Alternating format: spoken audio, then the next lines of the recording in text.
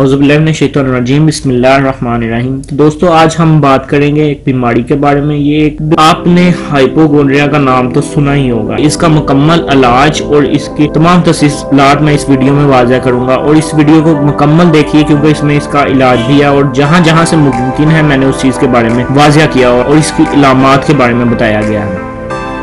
یہ کوئی جسمانی بیماری نہیں بلکہ تشویش پر مبنی ایک ذہنی پیچیدگی ہے جس میں مبتلا شخص اپنی صحت کی بابت حد سے زیادہ تشویش کا شکار رہتا ہے اور یہ مان لیتا ہے کہ یا تو اسے کوئی موذی بیماری ہے یا وہ جلد کسی بیماری میں مبتلا ہونے والا ہے۔ اس تشویش کا عام زبان میں illness anxiety disorder بھی کہتے ہیں۔ عام طور پر اس مسئلے سے دوچار افراد کسی قسم کی کوئی جسمانی علامت محسوس نہیں کرتے۔ اگر کوئی علامت ظاہر ہو بھی تو وہ عام نوعیت کی ہوتی ہے جس پر غیر معمولی توجہ ایسے افراد کو حد درجہ خوف اور تشویش میں مبتلا کر دیتی ہے۔ ایسے افراد تشویش میں مبتلا ہونے پر ڈاکٹر سے رابطہ کر سکتے ہیں، لیکن اپنی تسلی کے لیے بہت سے ٹیسٹ اور معائنے کے باوجود کوئی تسلی دینا مشکل ہوتا ہے، یہاں تک کہ ڈاکٹر کے لیے بھی انہیں یہ سمجھانا ناممکن ہو سکتا ہے کہ وہ کسی موذی مرض میں مبتلا نہیں۔ اس مضمون میں ہم اس ذہنی پیچیدگی میں مبتلا افراد کی علامات کا جائزہ لیں گے اور یہ واضح کرنے کی کوشش کریں گے کہ یہ تشویش صحت کے لیے مثبت اور عام فکر کیسے مختلف ہے اور اس مسئلے کا علاج کیسے کیا جاتا ہے۔ غیر معمولی تشویش: جب کوئی شخص ہائپوکونڈریا میں مبتلا ہوتا ہے اور اپنے جسم میں معمول کی تبدیلی کو بھی کسی جسمانی بیماری کی علامت کا خیال کرتا ہے، مثلاً بینائی کی کمزوری، سانس لینے کا انداز، دل کی دھڑکن، جسمانی توازن، پٹھوں کی معمولی حرکت بھی انہیں خوفزدہ کر سکتی ہے۔ انزائٹی، اضطراب یا تشویش میں اکثر افراد جسمانی علامات محسوس کرتے ہیں، اس لیے ممکن ہے کہ معمولی تبدیلی کے بارے میں غلط فہمی سے ان پر اضطرابی دورہ پڑ جائے۔ اس دوران وہ سینے میں درد، تیزی سے پسینہ آنا، کپکپاہٹ، دل کی دھڑکن بڑھ جانا، سانس لینے میں وقت دقت یا بے ہوشی جیسی کیفیت طاری ہونے کی شکایت کر سکتے ہیں، اور چونکہ ان اضطرابی علامات کو وہ کوئی بیماری خیال کرتے ہیں اس لیے ان کی نوعیت انہیں غیر معمولی محسوس ہوتی ہے۔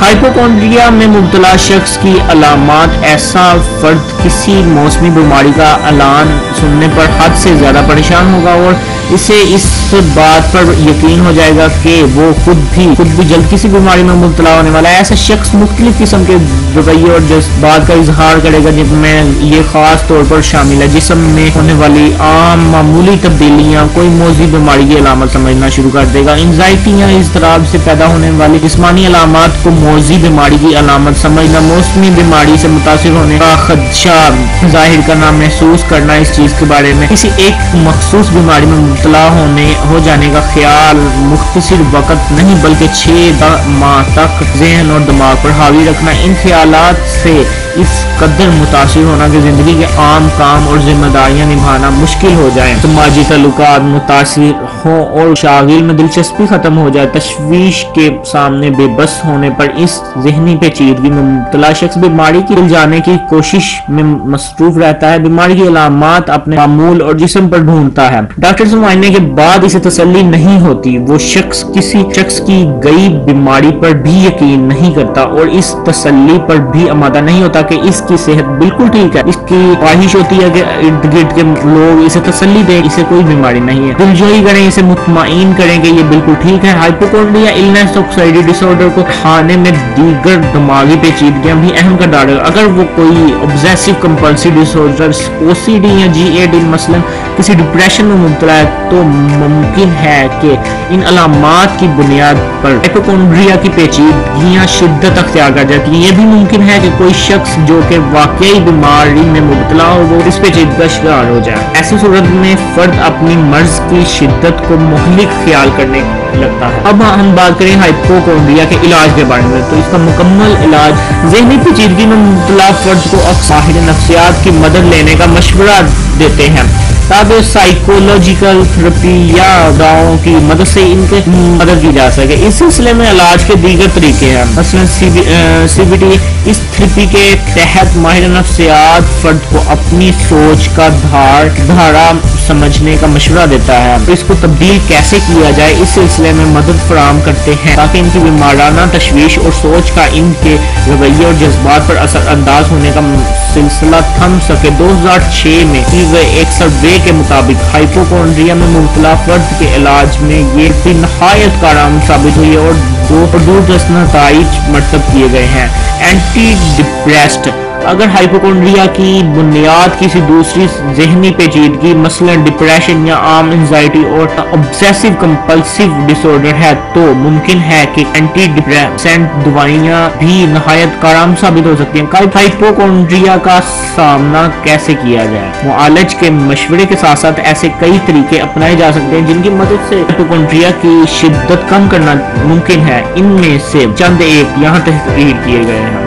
کچھ اصول بنائیں، ان پر عمل کریں۔ آپ دن میں کتنی بار جسمانی علامات پر غور کرتے ہیں اور ان کی تفصیل میڈیکل ویب سائٹ پر موبائل یا کمپیوٹر وغیرہ کے ذریعے چیک کرتے ہیں۔ اس عادت کی وجہ سے ہر بار آپ کی تشویش اور گھبراہٹ میں مزید اضافہ ہوتا ہے۔ اس بات میں کوئی شک نہیں کہ ہائپوکونڈریا سے متاثر شخص میں یہ شک ہوتی ہے کہ وہ جسمانی علامات محسوس کرنے کے بعد بیماری کی تفصیل جاننے کی کوشش کرے، اور اس عادت پر قابو پانا ان کے لیے بے حد مشکل ہے۔ لیکن اس عادت پر قابو اس وقت پایا جا سکتا ہے جب آپ یہ طے کر لیں کہ بیماری اور علامات کو کم سے کم گوگل کریں۔ موبائل اور انٹرنیٹ سے محدود تعلق بھی اس پیچیدگی پر قابو پانے میں اہم ہے۔ دعا کے ساتھ موجود تفصیلی ہدایات نامہ صرف ایک بار پڑھیں۔ یہ بہت ہی اچھی عادت ہے کہ آپ کسی بھی قسم کی دوا یا استعمال کرنے سے پہلے اس کے بارے میں تفصیلات ضرور، اس کے سائیڈ ایفیکٹ کے اجزاء کی تفصیل معلوم کر لیں۔ لیکن جب کوئی شخص ہائپوکونڈریا یعنی النس اینگزائٹی ڈس آرڈر میں مبتلا ہوگا تو اس کی زیادہ توجہ ناموافق اثرات پر ہی رہے گی کہ وہ جس بھی دوا کا استعمال کر رہا ہے تو اس کے سائیڈ ایفیکٹ اور ان کے بارے میں وہ ہمیشہ پریشان رہے گا کہ شاید اسے اس کے سائیڈ ایفیکٹ ہو جائیں۔ باقاعدگی سے ورزش اور آرام کرنا، یہ تو ورزش ہم سب کے لیے نہایت مفید ہے۔ ذہنی مسائل میں مبتلا افراد پر اس کی نہایت مثبت اثرات، یوگا یا کوئی بھی دوسری ورزش کی ایکٹیویٹی سے آپ کے دماغ سے ہارمونز ریلیز ہوں گے جو نہ صرف مثبت اثرات مرتب کریں گے بلکہ تشویش، اضطراب اور گھبراہٹ پر قابو پانے میں مدد ملے گی۔ امداد باہمی تحقیق سے یہ بات ثابت ہوئی ہے کہ امداد باہمی سیلف ہیلپ سے متعلق کتب کا مطالعہ نفسیاتی مسائل میں مبتلا افراد کو ایک نئی راہ پر گامزن کرنے میں نہایت اہم ہے۔ بیہیویئر تھراپی کے ساتھ ان کتب کا مطالعہ ہائپوکونڈریا کی علامات